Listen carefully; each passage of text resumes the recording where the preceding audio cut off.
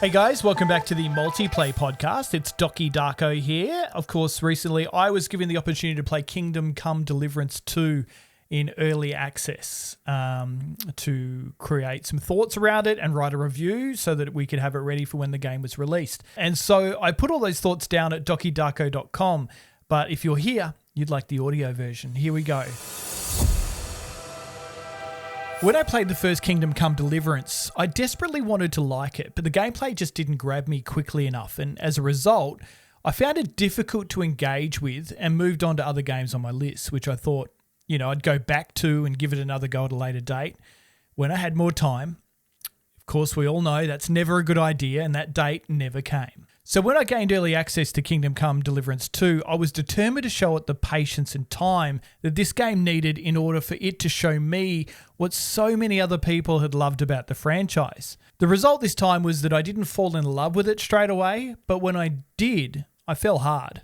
For a start, the sequel has a much more engaging storyline and it captures your attention really quickly. Kingdom Come Deliverance 2 is what I would call a compelling tale of revenge with all the juicy bits of betrayal and endless discovery. It's that discovery that'll keep my review of the game mostly spoiler-free, apart from a few examples that won't impact the plot, but that I feel really show the character of the title. Once again, we join Henry, who's now a knight and a bodyguard to Sir Hans Capon, and you would think that considering this picks up straight after the events of the first game, that you'd already be at a fairly powerful level. However, Henry is brought back to Earth with a crash in a well-orchestrated reset that'll make it fun to new players. The pair are part of a group delivering a special message to... Well, that's enough of the story for now. You'll see what happens when you play the game, and it works better as a surprise and based on decisions you make. Instead, here are some things that you need to know. Combat is a big improvement on the first game, which also helped me to embrace Kingdom Come Deliverance 2 more than its predecessor.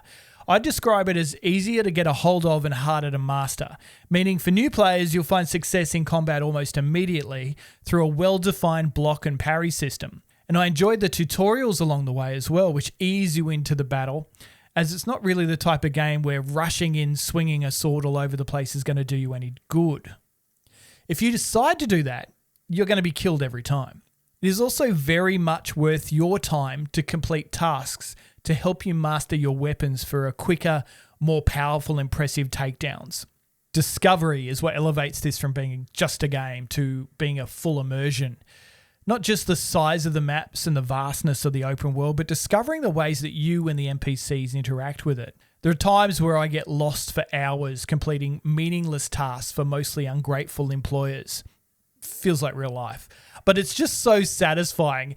It places you in the midst of medieval Bohemia with over 5 hours of cinematics and around 2 million words. There's nothing the developers have missed with interactions. Every moment has been thought through and every encounter is unique, like the messenger you meet on the side of the road who's lost an item and wants you to beat him up so it looks like he's been robbed. It's a violent but almost comedic encounter that is unique to this world. The class system is well explained at an early stage in the game as well. In the mission, you'll be asked to move bags of flour to pay for a meal that you can't afford, and when you ask Sir Hans for help, he quotes privilege and class and refuses to assist no matter how long you spend trying to persuade him.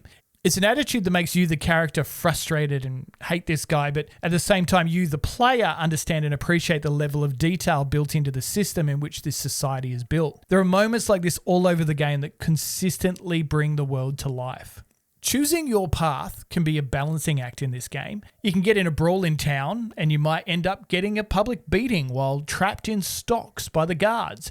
You can pay your way out if you have the coin, but especially early on, you don't. So you'll have to take the punishment and then you'll need to heal, and all of that takes time. Stealing and looting, if you choose that path, is dangerous as well. So you can steal a horse and take it to a black market dealer where you can sell it or keep it as your own. From habit, I would always try to stay on a righteous path, but these were not always righteous times, and more than once you led down a road that leads to trouble. There were a few little annoying bugs in my playthrough as well. After my first lashing, I met a young maiden almost immediately who wanted to give me another mission to do with a sword progression. So while I was in dialogue, it seemed like I was punching someone when responding to the questions, causing the guards to attack me once the dialogue had ended. This was also, as it turned out, a save point. So each time I was killed, I was brought back to a moment where the guard was beating on me, and thus the medieval Groundhog Day was born. And after a few reloads, I managed to finally crouch and jump my way to avoid the death blows before escaping into the forest. But it did set me back in my gameplay quite a bit. I eventually came back into town, took some more punishment, and then all was good again. There was another moment where I was crawling through an attic in an abandoned house, and there was a hole in the floor. I decided to jump down through it, but I ended up getting stuck between two bits of wood and could move back and forward but couldn't jump out of the space. So it was a clipping issue.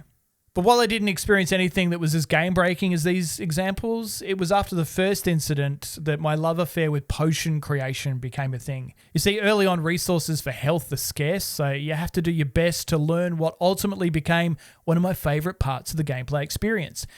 Crafting potions is brilliantly done in KCD2, and as soon as I was given access to an alchemy bench, I started to wander off and collect various ingredients to build into amazing concoctions. The process is much more involved than other titles that let you brew potions, and there was something about the realism of getting the heat right, adding the ingredients at the right moment, to get that better quality potion that really appealed to me. I do enjoy being in the kitchen, so maybe it's that. It made me think that if this form of potion creation was a VR minigame on the MetaQuest, it would actually be brilliant. Because potion crafting was so great, I managed to carry that love through to other aspects of the game, like blacksmithing, but also on other minigames like pickpocketing and lockpicking. I need to point out that I do not like that you need a Savior Schnapps potion to save the game, but it does make you play more carefully, so I do understand the mechanic choice. KCD2 at its core is the most pure role-playing game you'll likely ever play. The rawness of this title is its strength, and that is something that I'd completely missed on my attempt with the first game. You need to go in with the right mindset, telling yourself that it's not Skyrim or some other action-adventure dragon-infested title, so much as it's a medieval LARP on ultimate steroids. The world is vast and beautiful, the historical recreation is second to none, and the subtleties in the story and combat are something to be praised. KCD2 is a powerful RPG that is so unique that it actually allows you to discover the best way for you to enjoy it. Once you find that groove, it's pretty hard to put down.